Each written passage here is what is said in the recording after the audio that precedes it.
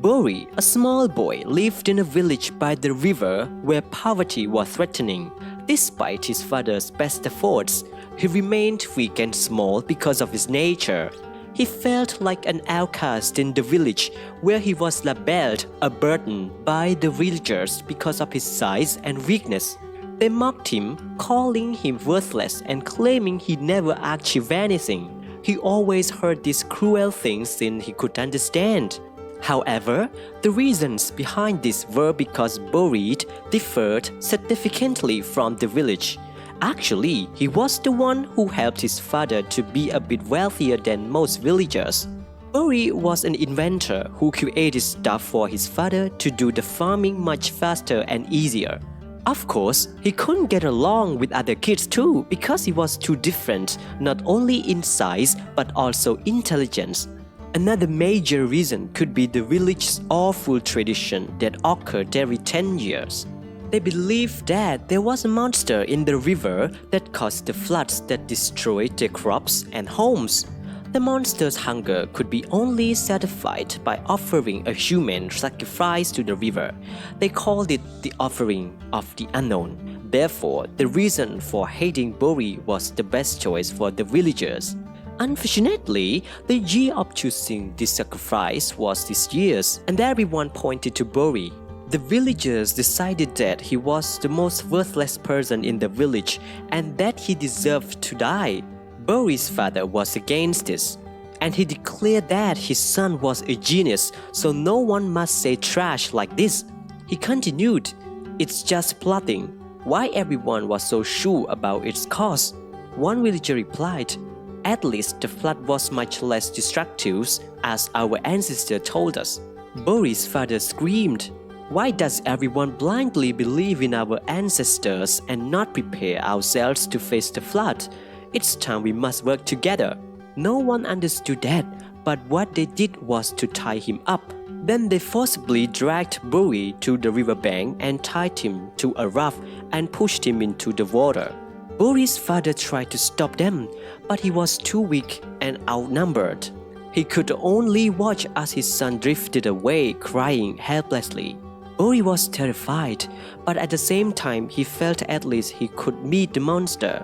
He did not want to die, but he couldn't avoid it. Bori prayed for a miracle, but he never forgot he had his brain. He felt the raft moving faster and faster as the river became wider, deeper, and foggier. For hours, Bori saw rocks and rapids ahead and heard a loud roar.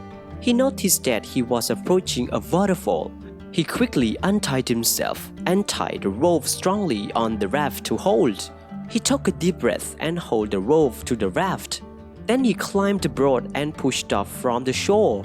The raft immediately began to drift downstream towards the waterfall. Bori held on tight as the raft picked up speed. The water became louder and the air became colder. The raft reached the edge of the waterfall and Bori held his breath. The raft plunged over the edge and Bori was tossed into the air. He screamed as he fell, but he didn't let go of the rope. The raft landed in the water below with a splash. Bori was soaked to the bone, but he was alive. He had done it. He had challenged the waterfall and survived. Bori pulled himself onto the raft and untied the rope. He looked back up at the waterfall and smiled.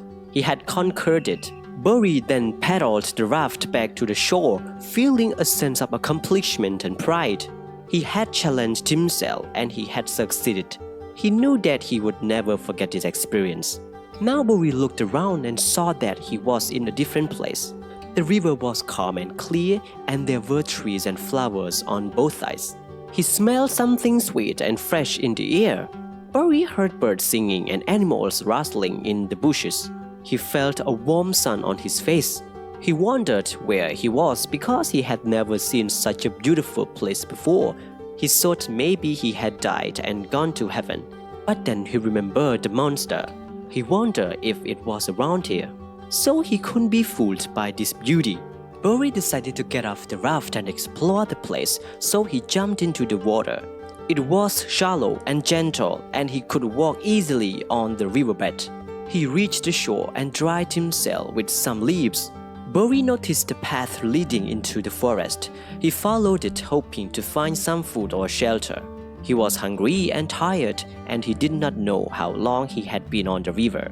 Bori walked for a while until he came across a strange sight. There were plants everywhere, but they were not like any plants he had ever seen before. They had bright colors and weird shapes, and some of them moved or made noises. Bori realized that they were poisonous plants and that he had entered a dangerous forest. He remembered hearing stories about such places from his father, who used to be a traveler before he settled in the village. Bori knew he had to be careful not to touch or eat anything in the forest. He also knew he had to find a way out as soon as possible. He tried to find a trail on an exit, but he could not see any. He felt lost and scared, but he did not give up hope. If he stayed still, he would be dead. Therefore, he used his intelligence and his small size to avoid the trap and dangers of the forest. He examined the plants and learned how to tell which ones were harmless or helpful and which one was harmful or deadly. Bori found some berries that were edible and some flowers that had healing properties. He ate some of them and applied some of them to his wounds. After that, he continued his journey to experience many skulls and skeletons along the way. People were dead not because of the monster attacking, but the poisonous fruit or hunger. He questioned what actually happened. He finally reached the end of the forest. After several hours of walking and swinging, he saw another river in front of him, but this one was different from the one he had left behind. This one was dark and murky, and there were no plants or animals around it. It looked like a dead river. He felt chill in his bones. He wondered what was in this river and why it was so different from the other one. He thought maybe this was where the monster lived. He did not want to go near it, but he did not have any other choice. He had to cross it somehow. He looked for a bridge or a boat, but he could not find any. He decided to build his own raft with some wood and rope that he had found in the forest. He worked hard for an hour until he had made a sturdy raft that could float on the water. He pushed it into the river and climbed on it. He used a stick as a paddle and started to row across the river. He hoped that the monster would not notice him, or that it would leave him alone. He was wrong. As soon as he reached the middle of the river, he heard a loud splash behind him. He turned around and saw a huge creature emerging from the water.